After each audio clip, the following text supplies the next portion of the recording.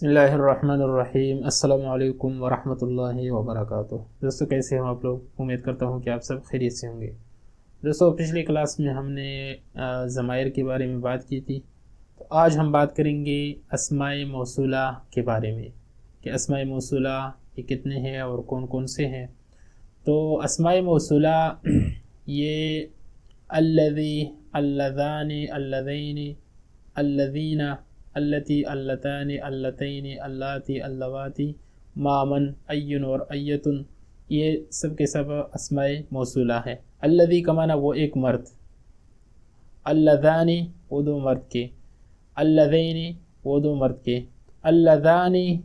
حالت رفع میں، اللذین حالت نصب میں، اور الذین یہ جمع کے لیے آتا ہے، وہ سب مرد، اور اللتی وہ ایک عورت، اللتانی وہ دو عورتیں، اللتین وہ دو عورتیں، اللاتی، اللواتی، اللاتی وہ سب عورتیں جمع کے لیے، اللواتی وہ سب عورتیں یہ بھی جمع کے لیے آتا ہے۔ ما یہ غیر ذوی العقول کے لیے استعمال ہوتا ہے، یعنی چیزوں کے لیے، اشیاء کے لیے، اور من اشخاص کے لیے، انسانوں کے لیے استعمال ہوتا ہے، ذوی العقول کے لیے۔ این اور ایتن یہ بھی اسماء موصولہ میں سے ہے۔ اچھا، این جو ہے نا یہ مذکر کے لیے استعمال ہوتا ہے، اور ایتن یہ مؤنث کے لیے۔ اور الف لام بمعنی الذی ایک اور قسم ہے اسم موصول کا، الف لام کا ال جو ہوتا ہے، تو یہ ال بمعنی الذی، یہ الذی کے معنی میں آتا ہے اسم فاعل اور اسم مفعول میں۔ جب یہ اسم فاعل یا اسم مفعول پر داخل ہو تو اس وقت یہ الذی کے معنی میں جب ہو تو یہ بھی اسم موصول میں سے ہوں گے، جیسے کہ الضارب، الضارب میں جو یہ ال ہے نا،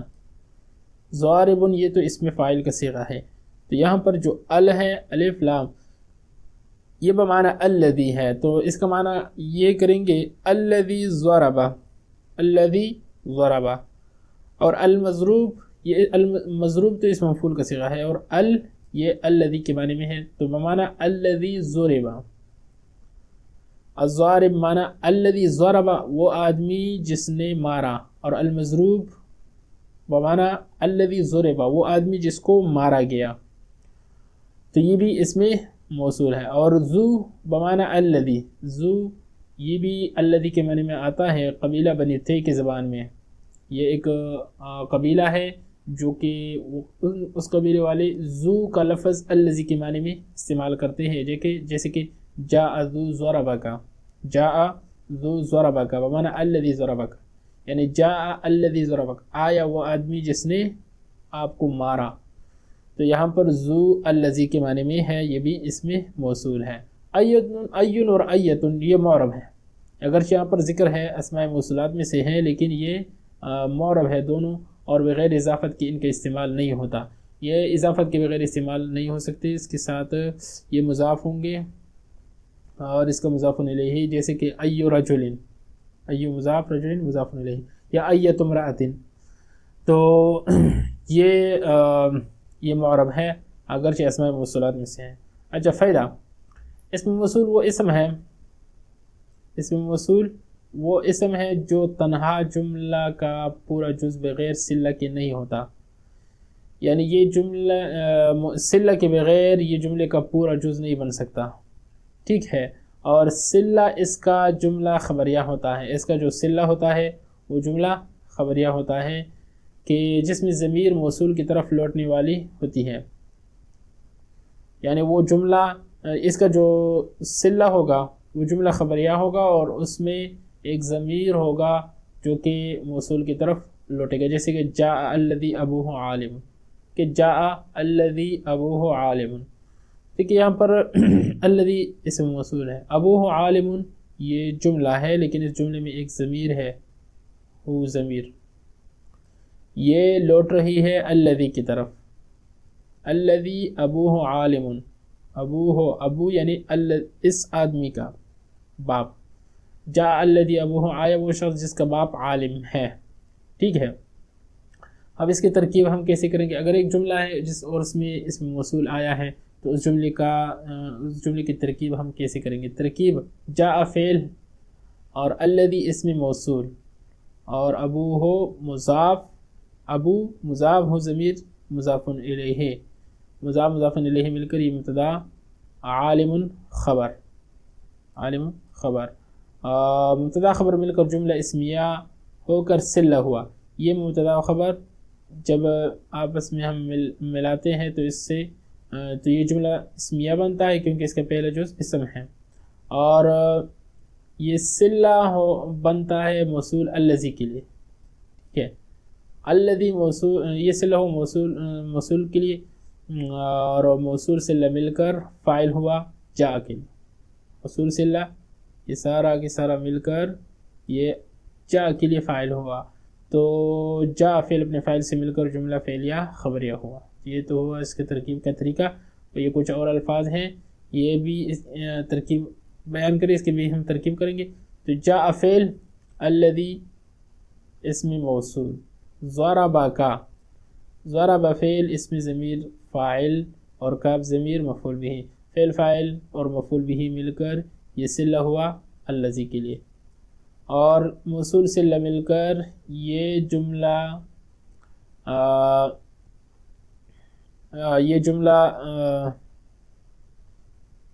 اچھا موصول صلہ مل کر یہ فاعل ہوا جاء کے لیے، جاء فعل اپنے فاعل سے مل کر جملہ فعلیہ خبریہ، رأیت فعل تو ضمیر اس کا فاعل، الذی اسم موصول،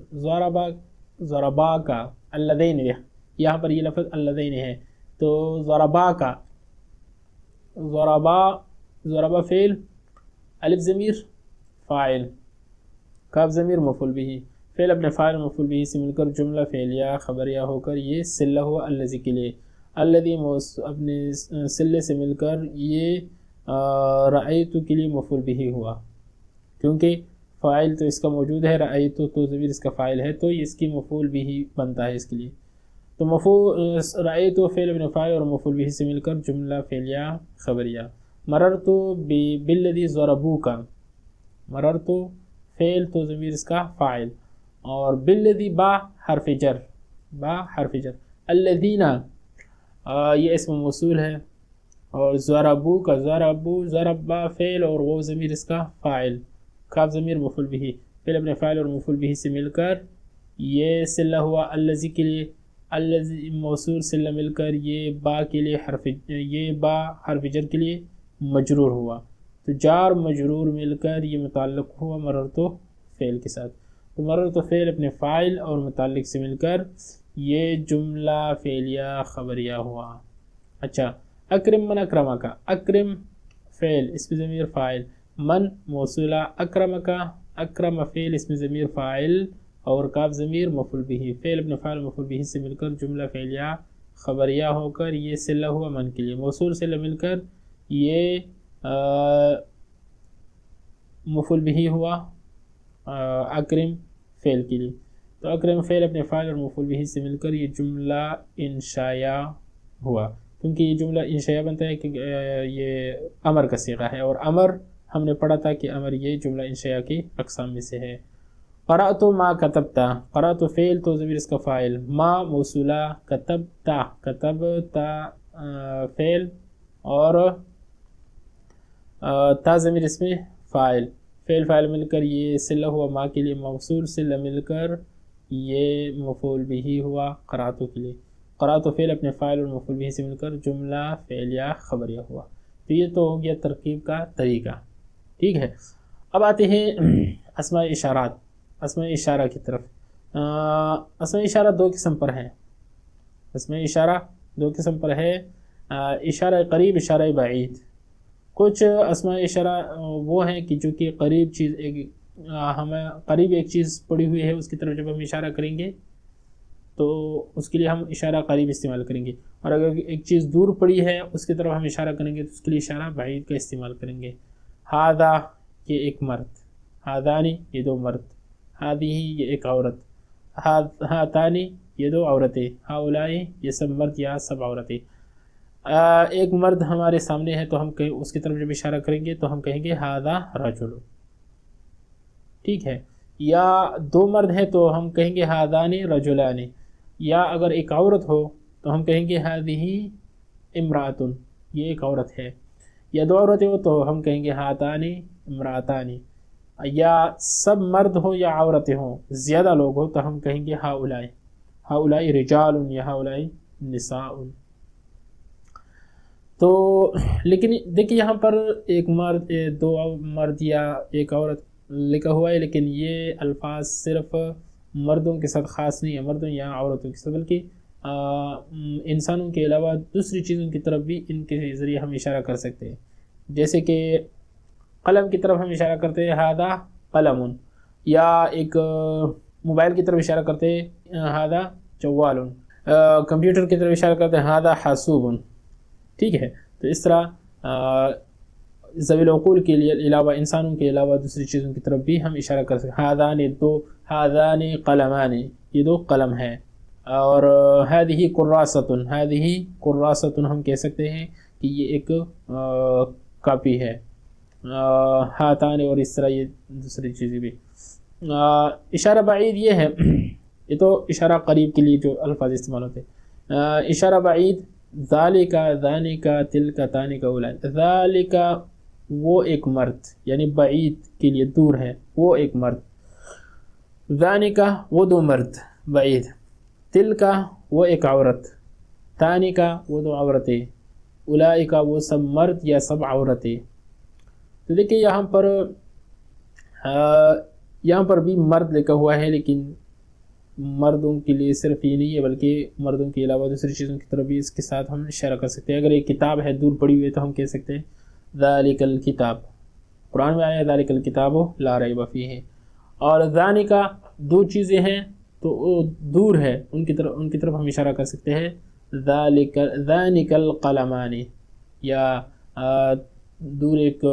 مؤنث چیز پڑی ہوئی ہے جیسے کہ تلک القراسہ، قراسہ۔ تانکا وہ عورتیں، وہ دو عورتیں، دو مؤنث چیزیں ہیں دور پڑی ہوئی ہے تو اس کی طرف تلک القراسہ، تانک القراسہ، تانی ہم کہتے ہیں۔ اچھا، اولئک سب یعنی مردوں عورتوں سب کے لیے استعمال ہوتا ہے۔ فائدہ، جس کی طرف اشارہ کیا جائے اسے مشار الیہ کہتے ہیں، جس کی طرف اشارہ کیا جائے اس کو مشار الیہ، جیسے کہ ھذا القلم نفیس، یہ قلم قیمتی ہے، اس مثال میں القلم مشار الیہ ہے، تو ہم قلم کی طرف اشارہ کرتے ہیں ھذا القلم، ھذا القلم، تو قلم یہاں پر مشار الیہ ہے، تو جس کی طرف اشارہ کیا جائے وہ اس کو مشار الیہ کہا جاتا ہے۔ ترکیب، ھذا اسم اشارہ، القلم مشار الیہ، ھذا اسم اشارہ، القلم مشار الیہ، اسم اشارہ مشار الیہ مل کر مبتدا ہوا، نفیس خبر، اور مبتدا و خبر مل کر جملہ اسمیہ خبریہ ہوا۔ ٹھیک ہے، یہ تو آسان ہے۔ اب ان عبارات کی ترکیب ہم کریں گے، ترکیب بیان کریں۔ ھذا البیت قدیم، ھذا اسم اشارہ، البیت مشار الیہ، اشارہ اور مشار الیہ مل کر یہ مبتدا ہوا، قدیم خبر، مبتدا خبر مل کر یہ جملہ اسمیہ خبریہ۔ ٹھیک ہے، جملہ اسمیہ اس لیے کہ اس کا پہلا اس لفظ جو ہے نا، پہلا حصہ اسم ہے۔ ہؤلاء اخوان سعید، ہؤلاء اخوان سعید، ہؤلاء یہاں پر اسم اشارہ تو ہے لیکن یہاں پر ہم اس کو مبتدا بنائیں گے ترکیب میں۔ ہؤلاء مبتدا، اخوان مضاف، سعید مضاف الیہ، مضاف مضاف الیہ مل کر یہ خبر ہوا مبتدا کے لیے، مبتدا خبر مل کر جملہ اسمیہ خبریہ ہوا۔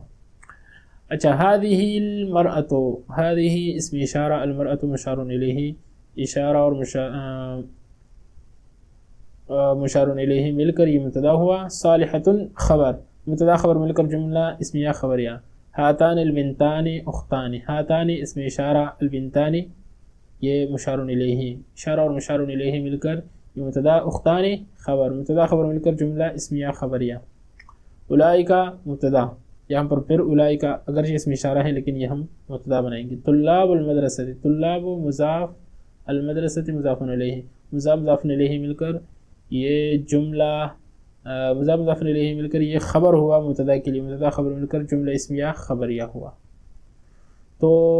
یہ ہو گیا اس کی ترکیب کرنے کا طریقہ۔ تو آپ